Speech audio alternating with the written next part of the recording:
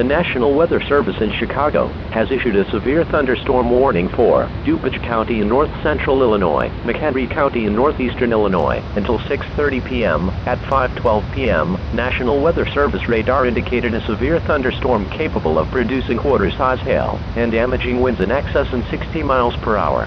Hazard: damaging winds in excess of 60 miles per hour. Source: radar indicated. Impact: wind damage to roofs, siding, and trees. For your protection, go to the lowest floor of the building. Repeating, a severe thunderstorm warning has been issued until 6:30 p.m. for the following counties: DuPage and McHenry, Illinois.